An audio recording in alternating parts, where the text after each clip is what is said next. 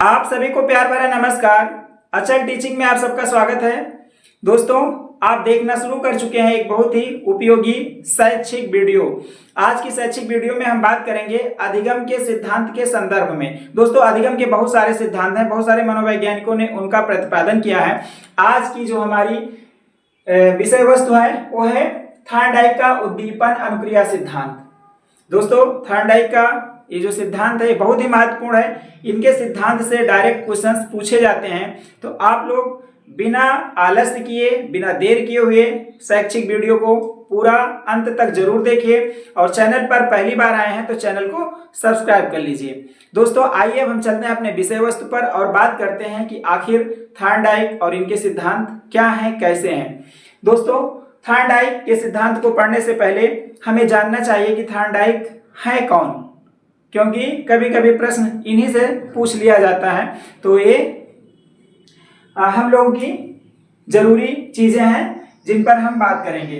दोस्तों, अगर हम थॉर्नडाइक के नाम की बात करें तो इनका पूरा नाम है एडवर्ड ली थॉर्नडाइक। पुस्तकों में E.L. थॉर्नडाइक लिखा मिलता है। इनका पूरा नाम आप अपनी जानकारी के लिए नोट कर लें, एडवर्ड ली थॉर्नडाइक।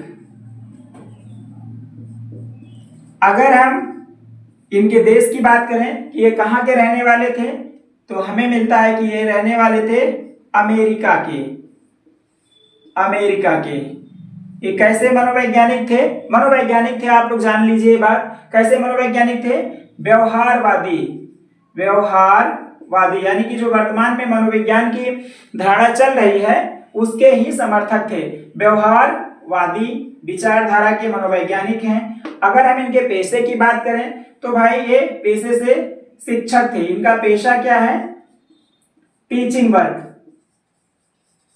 और इनका जो टीचिंग एरिया था वो टीचर एजुकेशन ही है। अमेरिका के कैलिफोर्निया और कोलंबिया विश्वविद्यालय ने इन्होंने अध्ययन और अध्यापन का कार्य किया।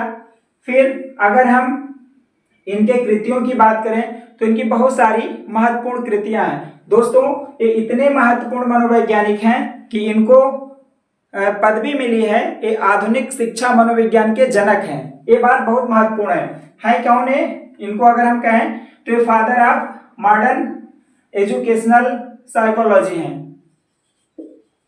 Father of educational psychology. ये बहुत ही महत्वपूर्ण प्रश्न है दोस्तों। कई बार पूछा जाता है कि आधुनिक, यहाँ आधुनिक है, मॉडर्न जोड़ लीजिएगा। आधुनिक शिक्षा मनोविज्ञान के जनक ये माने जाते हैं और इनकी कृतियां कुछ हैं जो बहुत ही महत्वपूर्ण है। अगर हम इनके कृतियों की बात करें तो इनकी पुस्तक बहुत है, लेकिन कुछ प्रमुख पुस्तकों के बारे में हम आपको बताएंगे। इन्होंने लिखा एजुकेशनल साइकोलॉजी।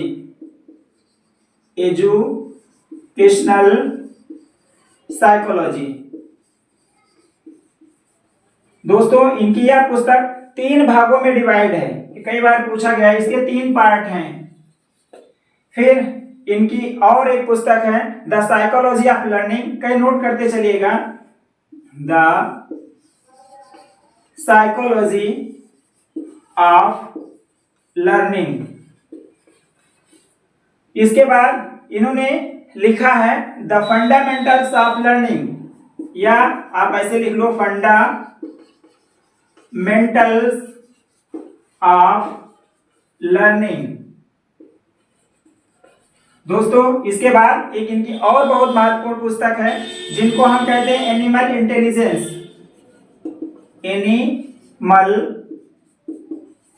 इंटेलिजेंस। देखो, यह 4 पुस्तकों का हमने नाम बताया है आपको। ये चारों पुस्तक बहुत ही महत्वपूर्ण है। इसके अतिरिक्त एक इनकी और महत्वपूर्ण पुस्तक है जिसको हम कहते हैं the human nature and the social order. तो ये 4 और एक जो the human nature and social order है, ये परीक्षा में कई बार पूछी गई पुस्तकें हैं। दोस्तों, अब हम थोड़ा सा ये जानने की कोशिश करते हैं कि आखिर जो थॉर्नडाइक महोदय हैं इन्होंने इस उद्दीपन अनुक्रिया सिद्धांत में प्रमुख रूप से क्या बताया है।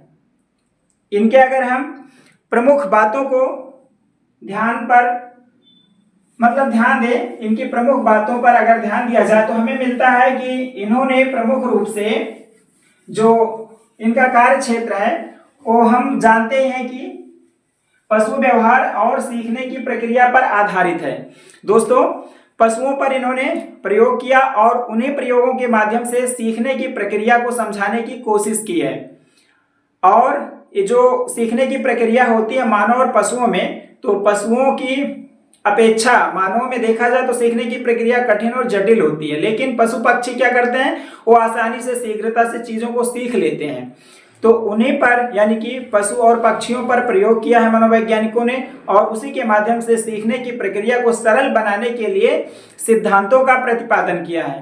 दोस्तों, जो ये इनका उद्दीपन अनुक्रिया सिद्धांत है, ये बहुत ही महत्वपूर्ण है। इन्होंने बताया कि यदि कोई भी अधिगम करता है, देख लो ऐसे मान लो कोई लर्नर है और इसके सामने कोई समस्या आ गई। समस्या कैसी? सीखने वाली प्रक्रिया की समस्या, यानी कि कोई लर्नर है और इसके सामने है क्या? समस्या। किस रूप में है? एक स्टिमुलस के रूप में, यानी कि उद्दीपक। भाई, जब हमारे पास कोई समस्या होगी तभी हमारे मन में उत्तेजना या हम थोड़ा सा एक्टिव हो जाते हैं, है ना। तो इन्होंने कहा कि अगर कोई लर्नर है और उसके सामने कोई समस्या है तो वह समस्या उद्दीपक की तरह काम करता है, और इस समस्या के हल के लिए यानी कि इस समस्या को दूर करने के लिए जो अधिगम करता है या पशु या प्राणी होता है, वो क्या करता है? रिस्पांस करता है। और इस प्रक्रिया में कोई भी प्राणी एक रिस्पांस नहीं करता, अनेक रिस्पांस करता है। कई प्रयत्न करता है कि चलो हम अपनी समस्या को हल कर लें। अब इस रिस्पांस में कोई एक रिस्पांस ऐसा होता है जो सटीक बैठ जाता है और समस्या हल हो जाती है, यानी कि वह सीखने की प्रक्रिया समझ लेता है प्राणी। तो देखो, उद्दीपक और अनुक्रिया के बीच बन जाता है एक गहरा संबंध, यानी कि प्राणी ने क्या किया? एक रिस्पांस किया और रिस्पांस के माध्यम से उसको समस्या का हल मिल गया। फिर ये संबंध बहुत मजबूत हो जाता है, और यही संबंध जो होता है यस और आर के बीच का, इसी को थॉर्नडाइक महोदय ने लर्निंग कहा है। हम इसको और आसानी से ऐसे समझ सकते हैं कि अगर हम लर्निंग की बात करें अकॉर्डिंग टू थॉर्नडाइक, तो हम कह सकते हैं yes plus R is equal to learning. बहुत शार्ट में, यानी कि इन्होंने जो बताने की कोशिश की है कि सीखना क्या है, तो सीखना संबंध स्थापित करना है या अनुबंध स्थापित करना है। किसमें? उत्तेजक और अनुक्रिया के बीच में। दोस्तों, ये जो संबंध स्थापित करने की प्रक्रिया होती है, ये करता कौन है? हमारा या किसी भी प्राणी का माइंड, यानी कि मस्तिष्क। मस्तिष्क क्या कर देता है? संबंध स्थापित करने की प्रक्रिया को मजबूत कर देता है। अगर हम इसको और आसानी से समझने की कोशिश करें तो पाते हैं कि प्रयत्न और भूल का जो प्रतिफल है, यानी कि जब हम किसी चीज को सीखने के लिए कई बार प्रयास करते हैं, भूल करते हैं, उसके बाद कुछ ना कुछ सीख ही जाते हैं, तो इसी को थॉर्नडाइक ने बताया है कि सीखना प्रयत्न और त्रुटियों का प्रतिफल है। तो दोस्तों, प्रमुख रूप से, मुख्य रूप से थॉर्नडाइक महोदय ने अधिगम को या सीखने को बहुत ही आसान तरीके से समझा दिया है। इसमें इन्होंने कहा है कि बस करना क्या है, कोई भी प्राणी के सामने समस्या आती है तो वह समस्या उद्दीपक के रूप में होती है और उस उद्दीपक के प्रति प्राणी अनुक्रिया करता है। फिर उद्दीपक और अनुक्रिया के मध्य एक घनिष्ठ संबंध बन जाता है और यही संबंध सीखना कहलाता है। तो दोस्तों, ये इनकी इतने प्रमुख बात। और जो इन्होंने प्रयोग किया है, प्रयोग इन्होंने किन प्राणियों पर किया है, तो हम सब लोग जानते हैं, जब इनके प्रयोग को पढ़ते हैं मनोविज्ञान के अंतर्गत तो हमें मिलता है कि इन्होंने बिल्ली पर प्रयोग किया था, ठीक। फिर इन्होंने चूहा पर प्रयोग किया था, और चूहा कैसा था? विलायती चूहा था, यानी कि चूहा पर किया प्रयोग। चूहा के बाद इन्होंने फंडुलस मछली पर भी प्रयोग किया है। फंडुलस, आप देखो, प्रमुख रूप से इन्होंने 3 प्राणियों पर प्रयोग किया, जिसको हम बिल्ली, चूहा और फंडुलस मछली के नाम से जानते हैं। दोस्तों, ये जो चूहा वाला प्रयोग इन्होंने किया था, इसी को हम भूल भुलैया द्वारा सीखना भी कहते हैं, क्योंकि भूखे चूहे को इन्होंने एक ऐसे भूल भुलैया वाले मार्ग पर रखा था जहां से वो कई प्रयत्न करने के बाद अपने लक्ष्य तक पहुंचा है ना। ठीक, बिल्ली को भी इन्होंने, भूखी बिल्ली को पिंजड़े में बंद करके रखा था और वह प्रयास करते करते करते करते बाहर निकली और मछली के टुकड़े को खाकर अपनी भूख को इसने शांत किया था। और फंडुलस मछली पर जो इन्होंने प्रयोग किया था, तो एक जार में मछलियों को रखा था, फंडुलस प्रजाति की मछलियों को, और वे धीरे धीरे, वो छाया प्रिय होती है, छाया में रहती हैं, तो जिस तरफ जार के ऊपर छाया थी वो धीरे धीरे क्रिया अनुक्रिया करते करते छाया की ओर पहुंच जाती हैं। तो हमें याद रखना है कि इन्होंने कहा क्या है, यस आर, और ये क्या है, बिल्ली, चूहा और फंडुलस। दोस्तों इसी सिद्धांत के आधार पर इनके सिद्धांत के बहुत सारे उपनाम हैं, परीक्षाओं में पूछा जाता है, तो आपको घबराना नहीं है, क्योंकि देखो यहाँ क्या हुआ है, स्टिमुलस और रिस्पांस के मध्य एक संबंध बन गया। तो इसीलिए आप इसके उपनाम पे जब नजर डालेंगे तो हम इसको कहते हैं कि संबंधवाद का सिद्धांत। दोस्तों नोट कर लीजिएगा, बहुत अच्छी बात है, संबंधवाद का सिद्धांत इसको कहते हैं। इसी को हम कहते हैं योजनावाद का सिद्धांत, क्योंकि इसमें योजनाबद्ध तरीके से काम किया जाता है। और इसी को हम कहते हैं अनुबंधन, उद्दीपक और अनुक्रिया के मध्य एक अनुबंधन बन जाता है, इसी को हम कहते हैं अनुबंधन सिद्धांत। इसी को हम कहते हैं बंध सिद्धांत, इसी को हम कहते हैं यस आर थ्योरी, और इसी को हम कहते हैं यस आर बॉन्ड थ्योरी। ठीक है दोस्तों, और इसी को हम आगे कहते हैं ट्रिपल पी थ्योरी, आप ऐसे कह सकते हो, यानी कि प्लेजर, पेन, प्रिंसिपल, हर्ष और दुख सिद्धांत। और इसी को हम कहते हैं प्रयास एवं त्रुटि का सिद्धांत, या इसी को हम कहते हैं प्रयत्न एवं भूल का सिद्धांत, प्रयत्न एवं भूल का सिद्धांत। दोस्तों इसी को हम कहते हैं परिश्रम और धैर्य का सिद्धांत, परिश्रम एवं धैर्य का सिद्धांत। तो इसके बहुत सारे उपनाम हैं, बस हमें इसमें यही बात ध्यान में रखनी है कि जो इन्होंने बताया है वो केवल उद्दीपक और अनुक्रिया के मध्य एक घनिष्ठ संबंध हो जाने के माध्यम से पशु या प्राणी सीखने की प्रक्रिया कंप्लीट कर लेता है। दोस्तों अब आइए हम इनके सिद्धांत के शैक्षिक महत्व पर नजर डालते हैं। अगर हम इनके शैक्षिक महत्व की बात करें, यानी कि इस सिद्धांत के, थॉर्नडाइक महोदय द्वारा प्रतिपादित सिद्धांत के शैक्षिक महत्व की बात जब हम करते हैं तो हमें कई चीज मिलती है जिसका हम अनुप्रयोग अपने कक्षागत परिस्थितियों में करते हैं और बालकों के सीखने का जो काम होता है उसको आसान कर देते हैं। दोस्तों देखो, नंबर 1 पे है इसका महत्व, पूर्व की गलती और अनुभव से लाभ उठाना। यह सिद्धांत पूर्व की गलतियों पर और अनुभव को प्राप्त करने पर बल देता है। दोस्तों जब हम प्रयत्न भूल करते हैं, कुछ सीखते हैं वर्तमान समय में, तो कई बार भूल और प्रयास के बाद ही सीख पाते हैं। तो जो हम गलती कर चुके होते हैं वह गलती आगामी सीखने की प्रक्रियाओं में हमें लाभ प्रदान करती है। फिर लगातार प्रयत्न करना। दोस्तों यह ऐसी प्रक्रिया है कि जिसमें बालक कभी घबराता नहीं है, क्योंकि वह जानता है हमें कई बार प्रयत्न और प्रयास करना है, इसलिए उसमें किसी भी काम को करने में जल्दबाजी नहीं होती है और वह लगातार प्रयास करते करते एक दिन लक्ष्य तक पहुंच ही जाता है। फिर है धैर्य एवं परिश्रम। जब इस सिद्धांत का प्रयोग किया गया तो इसमें देखा गया कि जो भी प्राणियों में बहुत धैर्य है और वो धैर्य पूर्वक परिश्रम करते हुए चीजों को सीखते हैं और लक्ष्य तक पहुंच जाते हैं। तो कितनी बढ़िया बात है कि हम घबराते नहीं, परेशान नहीं होते हैं, धैर्य बना होता है। तो हमें हमेशा धैर्य और परिश्रम पर बल देना चाहिए। दोस्तों अभ्यास पर बल। देखो ये जो सिद्धांत है इनका, ये सारबान थ्योरी, यह अभ्यास पर बल देता है, क्योंकि जो अभ्यास होता है वह सीखने की प्रक्रिया को मजबूत कर देता है ना। कोई कितना भी महान हो, यदि वो अभ्यास नहीं करता है तो उसकी विद्या धीरे धीरे कम होने लगती है, क्योंकि कहा गया है विद्या अभ्यासेन वर्धते। तो अभ्यास पर बल देने वाला यह सिद्धांत है। फिर है आत्मनिर्भर एवं आत्मविश्वास के गुणों का विकास। भाई जब ये सीखने की प्रक्रिया स्वतः करता है प्राणी, तो उसमें क्या है, आत्मविश्वास तो जागेगा ही। तो हमेशा इस सिद्धांत के प्रयोग से हम सीखने वाले को आत्मनिर्भर बना सकते हैं और उसके कॉन्फिडेंस लेवल को बढ़ा सकते हैं। या जब वह इस प्रक्रिया का अनुप्रयोग करता है तो ऑटोमेटिक उसका कॉन्फिडेंस लेवल बढ़ ही जाता है। फिर है समाधान हेतु प्रयोग।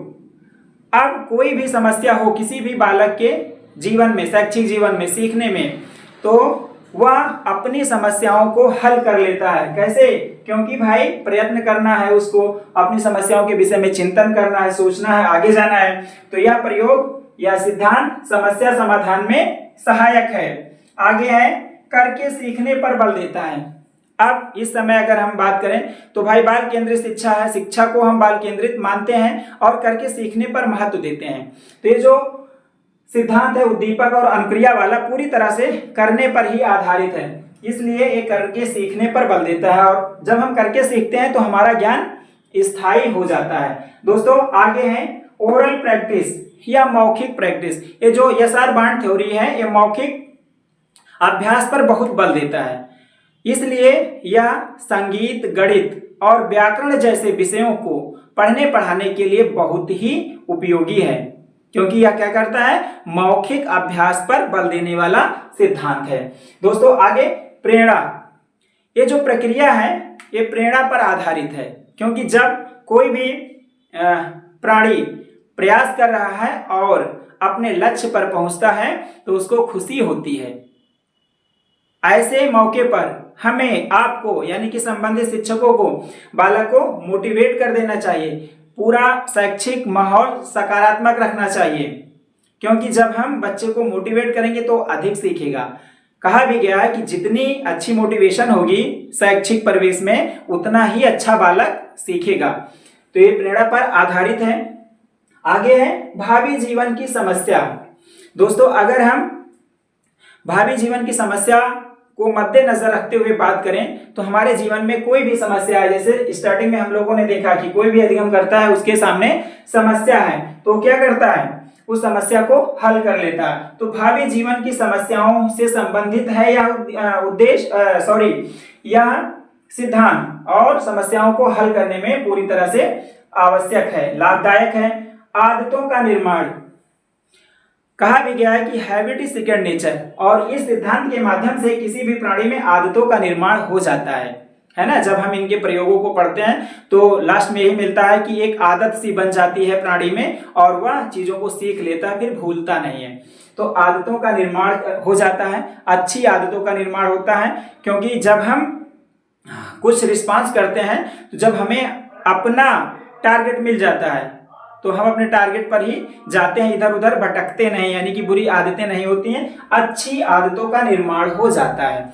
दोस्तों ओवरऑल यह देखा जाए तो इस सिद्धांत का जो शैक्षिक महत्व है यह किसी भी प्राणी में आशावादिता का विकास करता है, बच्चा आशावादी हो जाता है और उसका व्यवहार परिशुद्ध हो जाता है, व्यवहार परिशुद्ध हो जाता है।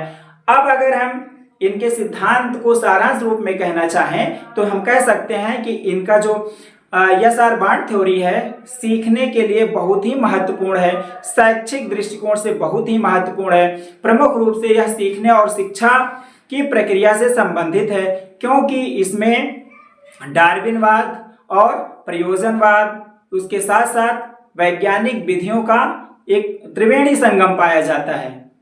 इसलिए यह सिद्धांत हम सब के लिए बहुत ही उपयोगी है, बहुत ही आवश्यक है, परीक्षा के दृष्टिकोण से भी और प्रतिदिन अपने शैक्षिक वातावरण के दृष्टिकोण से भी। तो दोस्तों आज की इस शैक्षिक वीडियो में हमने थॉर्नडाइक के विषय में जाना, थॉर्नडाइक के एस.आर. बार्न थ्योरी को जाना, और यहाँ से जो क्वेश्चंस आते हैं वो डायरेक्ट ऐसे ही पूछ लिए जाते हैं। एक बार तो पूछा गया था ऐसे, आगे डॉट डॉट था, फिर लिखा था कि प्रयत्न एवं त्रुटि का सिद्धांत किसने दिया, तो खाली जगह में आपको भरना था थॉर्नडाइक, है ना। और कई बार ऐसे पूछा गया है कि थॉर्नडाइक का सिद्धांत किससे संबंधित है, तो हम लोग जानते हैं विकल्प में अगर बिल्ली, चूहा, फंडुलस कुछ भी मिल जाए तो उसी को टिक कर देना है। तो आज की शैक्षिक वीडियो में दोस्तों बस इतना ही। अगली शैक्षिक वीडियो में हम बात करेंगे अन्य किसी दूसरे शैक्षिक अधिगम सिद्धांत के संदर्भ में।